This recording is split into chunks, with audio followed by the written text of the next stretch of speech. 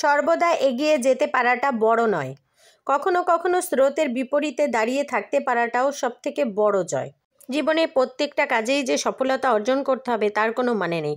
অনেক সময় সফলতা ছাড়াও যদি প্রতিকূল অবস্থার মধ্যে দিয়ে আমরা সঠিকভাবে সেটা পর্যবেক্ষণ এবং সেটাকে সঠিকভাবে মোকাবেলা করতে পারি, সেটাই কিন্তু অনেক বড় একটা ব্যাপার।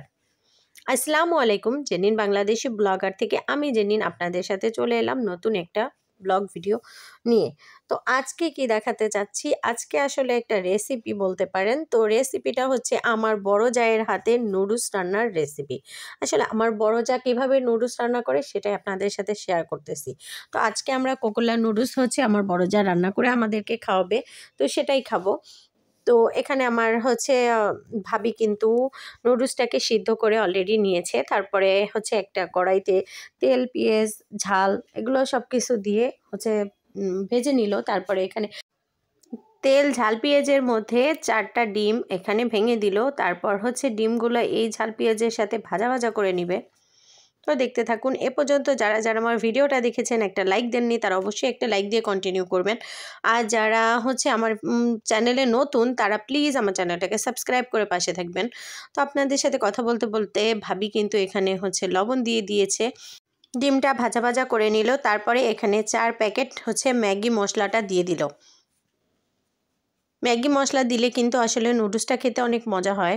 আর এই লম্বা নুডলস বা কোকোলা নুডলস এগুলো কিন্তু অতটা ভালো লাগে না। ম্যাকারনি বা ম্যাগি নুডলস এগুলো যতটা ভালো লাগে, এই লম্বা নুডলসটা কিন্তু অত সুন্দর লাগে না। তো যদি একটু সঠিকভাবে প্রসেস করে রান্না করা যায় তাহলে কিন্তু আবার ভালো লাগে। তো সেভাবেই আসলে আপনাদের সাথে শেয়ার করতেছি।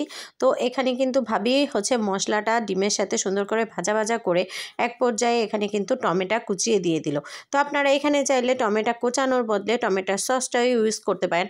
তো আসলে ভাবি টমেটো কুচিয়েছে এবং টমেটো কুচিয়ে এই হচ্ছে নুডলসটা রান্না করবে। তো সসও কিন্তু আমাদের বাসায় ছিল, তারপরও আসলে এখন যেই স্টাইলে করেছে সেটাই আপনাদের সাথে শেয়ার করতেছি। এবং আরও কিছু হচ্ছে ম্যাজিক মশলা এবং কোকোলা নুডলসের হচ্ছে মধ্যে যে মশলাটা থাকে সেগুলোও দিয়ে দিল। দিয়ে এই ডিম, টমেটো এবং ঝাল পেঁয়াজটাকে সুন্দর করে একটু ভাজা ভাজা করে নিবে। যে দেখুন এটাকে কিন্তু সুন্দরভাবে ভাবি হচ্ছে ভাজা ভাজা করে নিয়েছে। তারপরে হচ্ছে সিদ্ধ করে রাখা কোকোলা নুডলসটা এর ভেতরে দিয়ে দিল। আর এখানে কিন্তু 4 স্টিক একসাথেই হচ্ছে ভাবি হচ্ছে সিদ্ধ করেছে এবং সেটাই দিয়ে দিল। যেহেতু আমাদের বাড়িতে অনেক মানুষজন আমরা, তো সেহেতু সবাই মিলে খেতে গেলে এতটুকু লাগেই। তো আপনারা আপনাদের প্রয়োজন অনুযায়ী দিবেন। তারপরে এই নুডলসটা ডিমের মিশ্রণের সাথে সুন্দরভাবে নাড়িয়ে চাড়িয়ে উল্টিয়ে পাল্টিয়ে সুন্দর করে এই নুডলসের সাথে মিলেমিশে একাকার করে দেওয়ার জন্য শুধু নাড়াইতেই আছে, নাড়াইতেই আছে, নাড়াইতেই আছে। তো দেখতে থাকুন। আর আপনারাও যারা যারা এরকমভাবেই নুডলস রান্না করেন তারা একটু কমেন্ট সেকশনে বলবেন। আসলে আমরা এরকমভাবে করি, এই বিশেষ করে হচ্ছে কোকোলা নুডলসটা। তো সেটাই আপনাদের সাথে শেয়ার করলাম। এর সাথে আবার অনেক সময় আমরা হচ্ছে গাজরটা অ্যাড করি। তো এই মোমেন্টে হচ্ছে আমাদের বাসায় গাজর ছিল না, যার জন্য গাজরটা আর দেওয়া হলো না। আর সব কিছু নাড়িয়ে চাড়িয়ে উপর থেকে কিন্তু আমার হচ্ছে ভাবি আবারও হচ্ছে ম্যাজিক মশলা দিয়ে দিল। আসলে সে এখানে 8 প্যাকেট ম্যাজিক মশলা হচ্ছে ইউজ করেছে, যেহেতু এখানে নুডলসের পরিমাণ কিন্তু অনেক বেশি।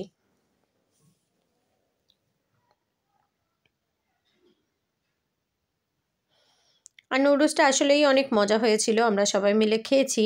আর হচ্ছে মজাটা সবথেকে বেশি এই জন্য লেগেছে কারণ আমরা সবাই মিলে এক জায়গায় বসে অনেক মানুষ যখন কোনো কিছু খাওয়া হয় তখন খুব সাধারণ জিনিসও কিন্তু অসাধারণ লাগে। আর নুডলস তো বাচ্চারাও অনেক পছন্দ করে, সবাই কম বেশি পছন্দ করে।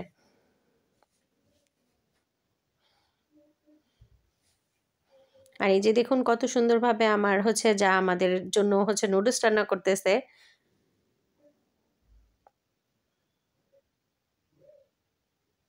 তো আপনাদের কাছে যদি আমার এই ভিডিওগুলো ভালো লেগে থাকে তাহলে অবশ্যই আমার চ্যানেলটাকে সাবস্ক্রাইব করে পাশে থাকবেন। আর যারা নতুন আছেন তারা হচ্ছে চ্যানেলটাকে সাবস্ক্রাইব করার সাথে সাথে একটা লাইক দিয়ে আমার ভিডিওগুলো কন্টিনিউ করবেন। আপনাদের একটা লাইক, একটা সাবস্ক্রাইব আমার জন্য আসলে অনেক কিছু, কারণ আপনাদের একটা লাইকেই পারে আমাকে আমার সামনের পথগুলোকে আরও সুন্দর ও সুগঠিত করে দিতে। তো আপনারা সবাই ভালো থাকবেন, সুস্থ থাকবেন, পরিবার পরিজনদের নিয়ে সবাইকে নিয়ে ভালো থাকবেন। আল্লাহ হাফেজ সবাইকে। আসসালামু আলাইকুম।